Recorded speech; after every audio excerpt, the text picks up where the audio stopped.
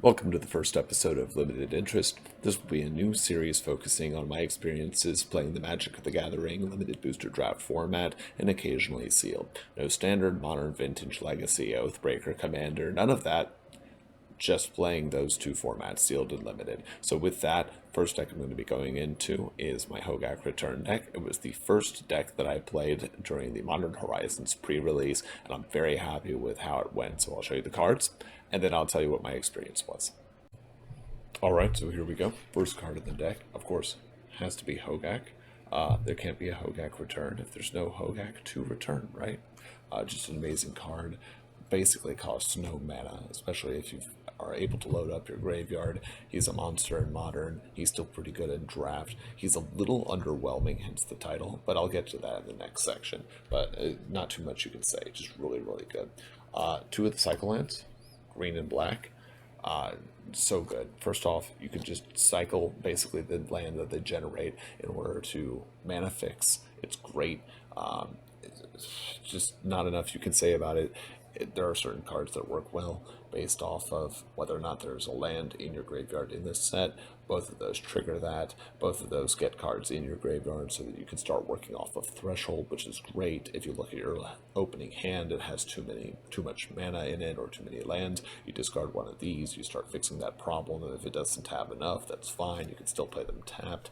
You're playing green-black, so you're not really going for I must play a land that I can play every turn. On the turn, play, go full curve and win out. So really, really solid. Unearth.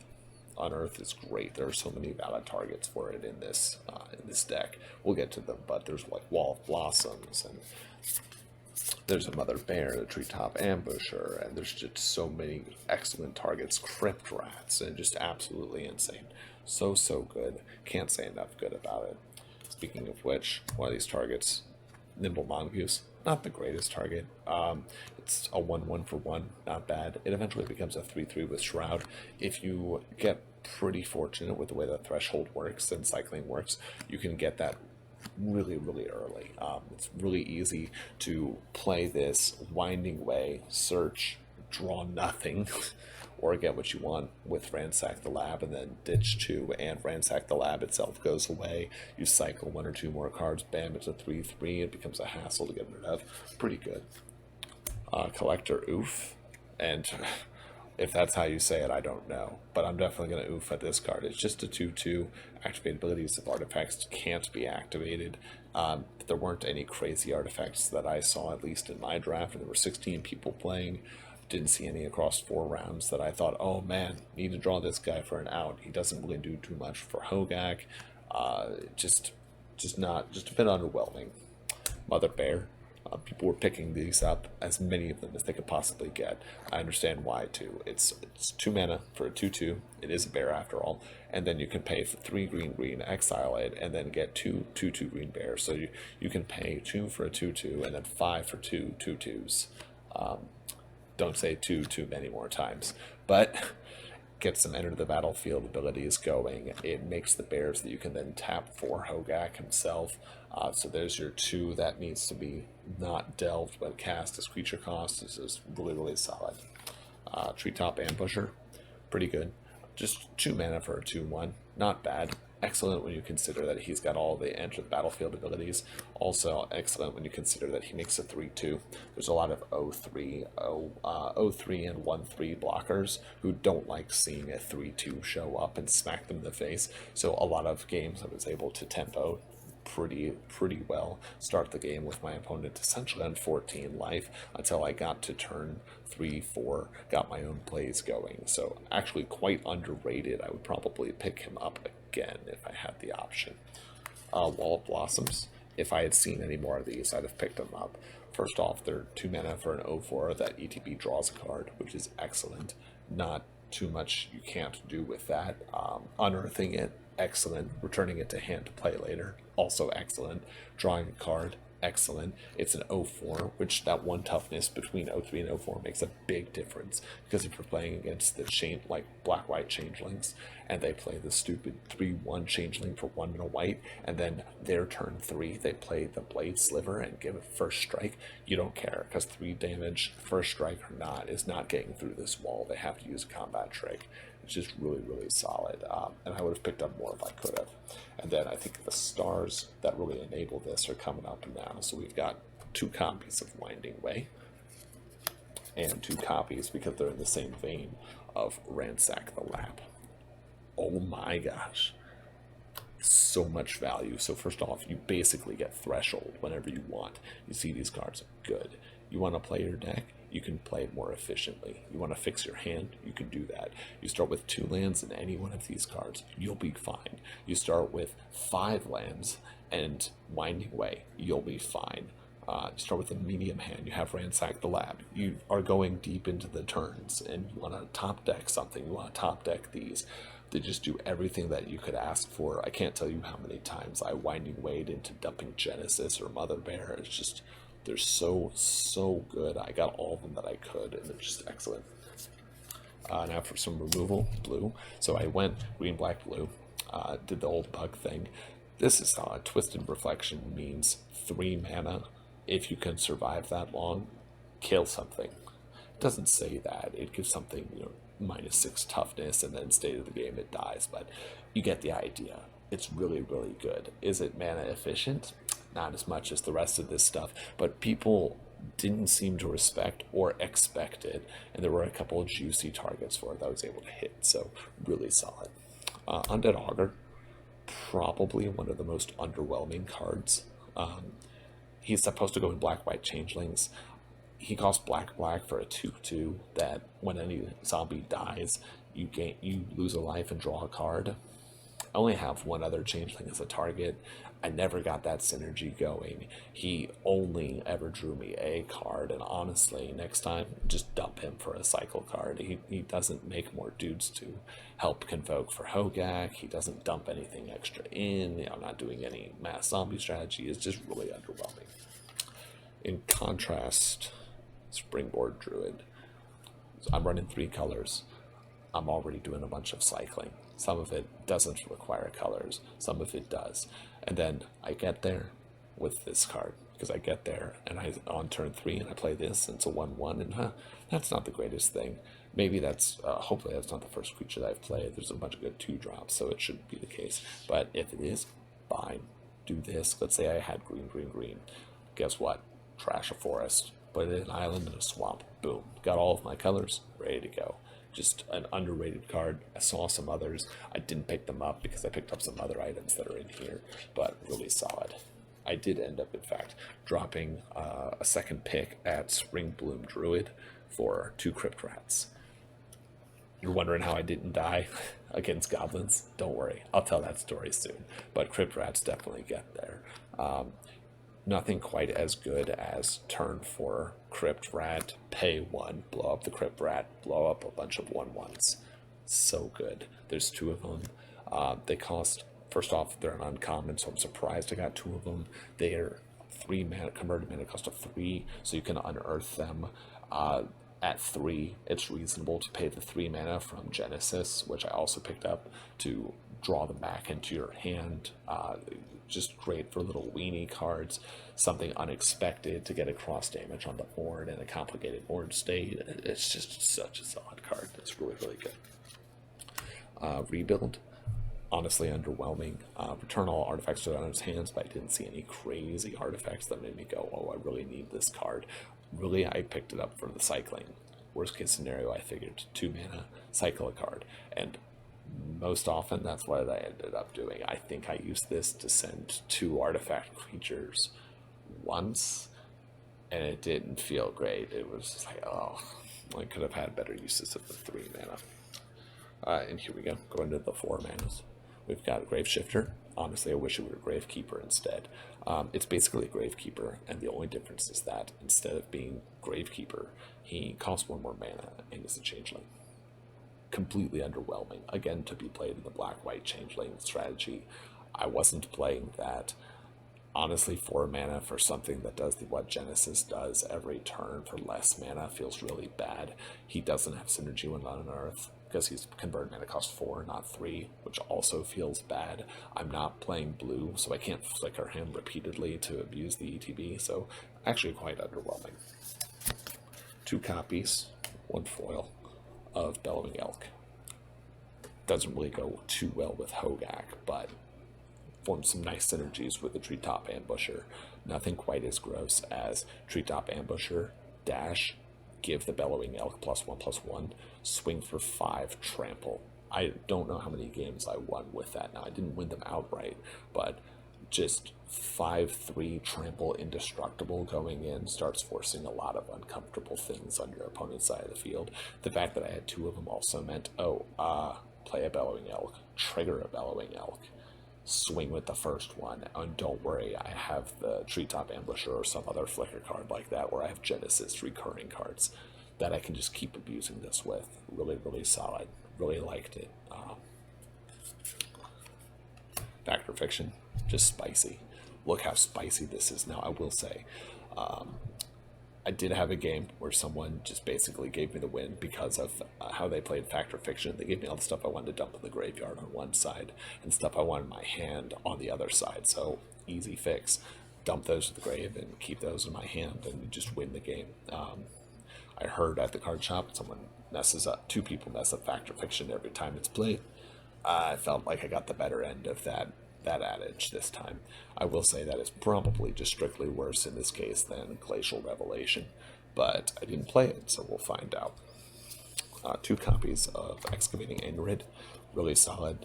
What I like about this is, first off, it's threshold, so you do have that small thing where really, by the time you're playing this, you're really paying 5 mana for a 5/5 with Vigilance, which isn't bad, but late in the game, or at any point where you've got your mana perfectly fixed out, which happened quite a few times, he comes into play. Do I really need the 5th mana that I used to cast him? Not really. Sack a land, draw a card. Get to thinning a lot more. He has synergy with red, which makes me think the 3rd color I should have played was red, not blue, but, you know, can't always do it the way that we should have done it, so really solid. I've alluded to him multiple times, but here he is, Genesis. Just crazy. So anytime I see him when I'm searching lands on Winding Way, or I see him in Ransack the Lab, I just smile, just dump him immediately. Really solid. I do it over and over. And then final card, Krosan Tusker. 7 mana, who are we kidding? Never paid the 7 mana for the Tusker. Always paid the 2 in the green to set up my land and then draw a card as well. Never played him as a 6/5. I did get some interactions where I kept dumping him back into my hand so I could keep cycling him so I could thin a lot more and get that control, which is very not green for me to draw that many cards off of recurring this guy, but it ended up working out. After that, just a couple of basic things to take care of in order. Alright. 8 forests. Reasonable. 2 islands. And swamps for the rest. So now for how I actually did at the event proper. Overall, out of 16 people, I ended up getting 2nd. I'm very happy with that result because there are certain parts of that deck that they misfire. They don't quite work together. So for instance, the Mother Bear has this synergy going on with the Elk and the ETB that you get from the wall, you know, from the treetop, from the Bellowing Elk. Seems to be going pretty well. Seems pretty good. But then there's also the destruction and threshold things that are going on with the Nimble Mongoose and the Excavating Anurid, and then of course Hogaak himself and Genesis and Unearth and all of that, and that's fine. I missed a couple pickups that I could have gotten, like I was talking about. I could have gotten the Glacial Revelation, would have helped a lot more than Fact or Fiction, I think, even though there's the choice element in Fact or Fiction. It just would have been an automatic send, immediately get to start playing off of it because it costs 2 less mana. I think the like I said, I think the Zombie Augur or the Undead Augur was completely underwhelming. The Changeling Graveyard guy, just Gravedigger, that's what the 3 mana cost one is, a bit underwhelming as well. But the rounds, it was 4 rounds, and the first round I played against somebody, and I don't really remember what happened there. I think it was a very long, no, I do, it was a very long game one.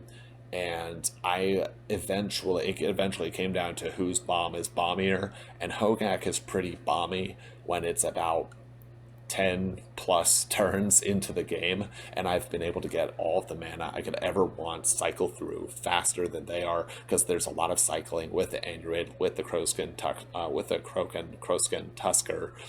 with the lands themselves, with the Druid who can destroy a land and then bring 2 more in. I was just thinning faster, getting to my events more quickly, and then Hogaak can be cast from the graveyard, so I would just, alright, do all of that, play Hogaak. It has trample, they have to respect it, they have to answer to it immediately, and then I can just do it again next turn, and again, and again, and again, and the recursion just ended up killing them. And then the second game, I just got a dream scenario with Treetop Ambusher and Bellowing Elk, where the Ambusher kept coming in and then onto the Elk, making it a 5/3 trample, indestructible, and they just didn't have anything for all their effects said destroy, so eventually they didn't know what to destroy the Elk or to destroy the Ambusher, because I had Genesis in the grave and I had the Bear, so what do they destroy? It just got really bad for them, and so moved on from there.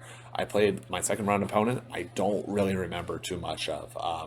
I think he wasn't playing White Ninjas, but he was playing some blue flying things, and it's pretty good to have Wall of Blossoms, let's just say. No, that's what he was playing. He was playing like Changeling Slivers, and Wall of Blossoms just got there, because Wall of Blossoms does not care if you play the 1 and a white 3/1 Changeling, and then next turn, bam, 2 and a white for the guy that gets all of your slivers, and by extension the Changeling First Strike.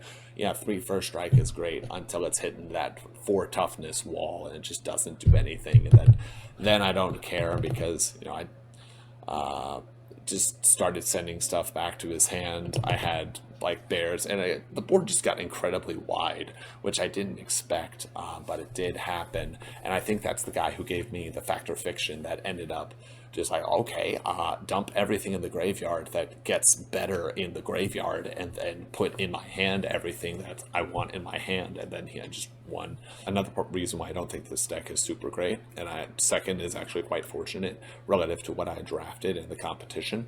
Third guy I went up against just had the craziest goblins ever. He had that stupid Exalted Goblin. He got like 3 of those. He got the Signpost Goblin that keeps chucking more goblins and just keeps going, and he had this thing where he had what's that card? It makes 3/1/1 goblins, or it gets all of your creatures haste unless you pay the entwine cost. So now he has 3/1/1 goblins that all get haste that he can chuck, that I take damage from every time they head.